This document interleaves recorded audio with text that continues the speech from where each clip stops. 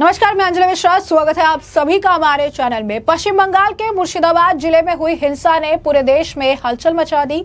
इसे लेकर भाजपा लगातार ममता सरकार पर तंज कस रही है और इसी बीच सीएम ममता बनर्जी ने सांप्रदायिक हिंसा को लेकर बीएसएफ और भारतीय जनता पार्टी पर केंद्रीय एजेंसी के एक वर्ग पर भी पूरी तरीके से आरोप लगा दिया और यह भी कहा कि बांग्लादेश से सीमा पार घुसपैठ कराकर तनाव बढ़ाने का उन्होंने आरोप लगाया है। उसी के साथ साथ आपको बता दें कि दूसरी तरफ सुकांत मजूमदार जो है वो पश्चिम बंगाल के राज्यपाल से मिलने पहुंचे और उनके साथ मुर्शिदाबाद हिंसा में जो लोग भी इसे काफी ज्यादा प्रताड़ित हुए हैं, इस हिंसा में जो भी लोगों को नुकसान हुआ है, जो पीड़ित लोग हैं, तो मुर्शिदाबाद हिंसा के पीड़ित लोगों के साथ वो राज्यपाल से मिलने पहुंचे हैं। वहां पर उन्होंने जो है ज्ञापन सौंपा है। स्थिति उन्होंने बताई है कि किस तरीके की है। कहा जा रहा है कि राष्ट्रपति शासन लगाने की भी मांग की जा सकती है, क्योंकि हाल ही फिलहाल में मुर्शिदाबाद के लोगों ने, हिंदू परिवारों ने गुहार लगाई थी कि केंद्रीय बल की तैनाती की जाए, क्योंकि यहाँ की जो पुलिस है वो तो ममता सरकार के अकॉर्डिंगली काम कर रही है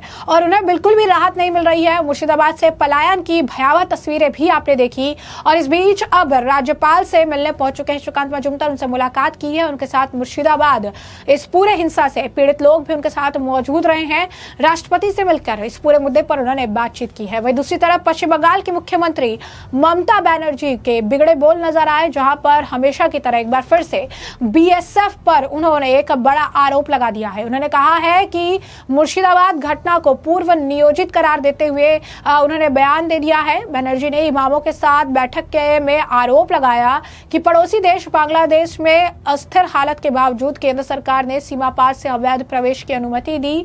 दावा किया कि बीएसएफ और कुछ एजेंसियों ने बंगाल में अशांति फैलाने में भूमिका निभाई है। बनर्जी ने प्रधानमंत्री नरेंद्र मोदी से अत्याचारी वक्फ संशोधन अधिनियम को लागू करने का आग्रह किया और उनसे अमित शाह ने केंद्रीय गृह मंत्रालय को नियंत्रण में रखने का अनुरोध किया। यानी गृह मंत्री अमित शाह पर भी वो आरोप लगाती नजर आ रही हैं।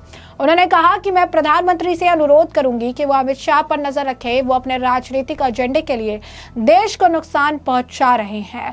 बनर्जी ने कहा, मुझे ऐसी खबर मिली है जिसमें मुर्शिदाबाद में अशांति के पीछे सीमा पार से आए तत्वों की भूमिका का दावा किया गया है। क्या सीमा की सुरक्षा में बीएसएफ की भूमिका नहीं है? राज्य सरकार अंतर्राष्ट्रीय सीमा की सुरक्षा नहीं करती है। केंद्र सरकार को इसकी जिम्मेदारी लेनी चाहिए। मुख्यमंत्री ने हिंसा के दौरान मारे गए 3 लोगों के परिवारों के लिए 10-10 लाख रुपए के मुआवजे की घोषणा की और राज्य के मुख्य सचिव को बीएसएफ की भूमिका की जांच शुरू करने का भी निर्देश दिया। इसके अलावा उन्होंने आरोप लगाया कि बीएसएफ ने गोलीबारी की, जिसके कारण एक व्यक्ति की मौत भी हो गई। बनर्जी ने बीजेपी से जुड़े बाहरी लोगों के राज्य में घुसने और हिंसा भड़काने का आरोप लगाते हुए यह भी कहा कि बाहर से भाजपा के गुंडों को आने और अराजकता पैदा करने की अनुमति क्यों दी? जवाबदेही तय होनी चाहिए। वे हिंदुओं और मुसलमानों को विभाजित करना, ध्रुवीकरण करना चाहते हैं। वे अपनी जुमला सरकार चलाना चाहते हैं। देश को विभाजित नहीं बल्कि सभी को एकजुट करिए। बीजेपी ममता बनर्जी स्पष्ट रूप से लड़खड़ा रही है, ऐसा बीजेपी द्वारा कहा गया। बीजेपी ने ऐसे लेकर आपको बता दें कि वेस्ट बंगाल ने एक बकायदा पोस्ट डाला, लंबा चौड़ा पोस्ट, और उन्होंने लिखा है, अपनी खुद की गलतियों को छिपाने के लिए बेतहाशा झूठ बोल रही है। आज अपनी घबराहट में उन्होंने बीएसएफ को घसीटा, केंद्र सरकार को दोषी ठहराया। मुर्शिदाबाद में हिंदुओं के घरों में घुसने वाले अवैध बांग्लादेशी प्रवासियों का उन्होंने बचाव किया है, जो उनकी घबराहट को साफ तौर पर दिखा रहा है। क्या सच है उनकी जानबूझकर की गई रुकावट के कारण लगभग 400 किलोमीटर की सीमा असुरक्षित रह गई? ममता की सरकार ने सक्रिय रूप से बाड़ लगाने को अवरुद्ध कर दिया, जिससे उनके गुंडे लुंगी वाहिनी स्वतंत्र रूप से सीमा पार कर सकते हैं और हिंसा भड़का सकते हैं। और मालदा मुर्शिदाबाद बेल्ट में टीएमसी से जुड़े मुस्लिम व्यापारियों को नजरअंदाज न करें, जो अवैध बांग्लादेशियों का सस्ते मजदूर के रूप में शोषण करते हैं। ये वही लोग हैं जिनका इस्तेमाल ममता बनर्जी अपने राजनीतिक एजेंडे को आगे बढ़ाने के लिए कर रही है। फिर भी विस्थापित हिंदू, नवजात शिशु, नवविवाहित, हिंसा से तबाह परिवार के लिए उनकी ओर से सहानुभूति का एक भी शब्द नहीं बोला गया। उनकी चुप्पी मिलीभगत की स्वीकृति है। वक्फ अधिनियम के बारे में उनके दावे सिर्फ और सिर्फ एक एक सफेद झूठ है। कोई राज्य सरकार संसद द्वारा पारित कानून की अनदेखी नहीं कर सकती। ममता जानती है कि ऐसा क्यों है, लेकिन वे ध्यान भटकाने के अपने खेल में व्यस्त है और उनकी भूगोल संबंधी गलती बेहद हास्यास्पद है। बंगाल की सीमा श्रीलंका से नहीं मिलती, लेकिन ममता ने बुनियादी भूगोल और सार्वजनिक खुफिया जानकारी का मजाक उड़ाया है। ममता झूठ बोलने, ध्यान भटकाने की कोशिश कर सकती हैं, लेकिन सच्चाई से बच नहीं सकती। बंगाल में हुए खून खराबे और विनाश के लिए आप ही जिम्मेदार हैं। आपके झूठ आपको नहीं बचा पाएंगे। तो ये अगर आप देखेंगे तो बीजेपी वेस्ट बंगाल की तरफ से रिएक्शन आया है। अमित मालविया ने भी बकायदा इसे लेकर जो है सोशल मीडिया एक्स पर पोस्ट किया है। उन्होंने भी ममता बनर्जी पर जमकर निशाना साधा है। उन्होंने बताया कि ममता बनर्जी किस तरीके से अपनी राजनीति के लिए इस तरीके के चीजों का इस्तेमाल करती हैं और बीएसएफ को भी इसमें पूरे तरीके से खींच रही हैं। बीएसएफ के खिलाफ भी इस तरीके के बयान, आपत्तिजनक बयान दे रही हैं। उन्हें इस बयान को लेकर शर्मानी चाहिए। वही जगदम्बिका पाल का भी इस मामले पर बयान है, क्या कुछ कह रहे हैं सुनिए। देश देख रहा ना कि कानून को स्थापित करना राज्य का काम है और राज्य को लॉ एंड ऑर्डर सुनिश्चित हो। अब अगर मुर्शिदाबाद जल रहा है, 24 परगना जल रहा है या बंगाल के अंदर, और पुलिस मूक दर्शक के रूप में खड़ी है, दुकान लूटे जा रहे हैं, घरों को जला दिया जा रहा है, बड़ी संख्या में हिंदू पलायन करके मुर्शिदाबाद से मालदा जा रहा है नदी के रास्ते बोट पे, तो इसके लिए वहाँ तो लॉ एंड ऑर्डर नहीं। देश में ऐसी परिस्थितियाँ होगी, ये 1947 में था कि पाकिस्तान से हिंदू पलायन कर रहा था। आज अपने ही देश में बंगाल में पलायन कर रहा है और तो ये तो सरकार अटर्ड फेल्योर हो चुकी है। वहाँ पे कोई प्रशासनिक मशीनरी नहीं है, वहाँ तो राष्ट्रपति शासन लगना चाहिए। सर, बीजेपी के नेता मिथुन चक्रवर्ती का भी कहना है कि Mamata Banerjee is a threat to Bengali Hindus. How do you see this? देखिए, I think so if they are not safe, if now in front of police machinery, if father and his son, they have been brutally murdered by their rowdy mob, so I think so certainly the responsibility goes to the state government, and state government is headed by Mamata Banerjee. So now it is utter failure of law and order in her state. Jagdambika Pal को आपने सुना, तो इस मामले को लेकर BJP के नेता है झारखंड से संजय सेठ, उनका भी बयान है, सुनिए। देखो, ये दुर्भाग्य है, एक मुख्यमंत्री जो सीमाओं पर बीएसएफ रात दिन अपने परिवार को छोड़कर सीमा की रक्षा, मां भारती की सेवा, हमारे प्यारे न्यारे तिरंगे की रक्षा करता है, एक मुख्यमंत्री उसके खिलाफ बोल रही है। यह दुर्भाग्य है। क्यों बोल रही है? तुष्टीकरण। क्यों बोल रही है? एक वोट बैंक।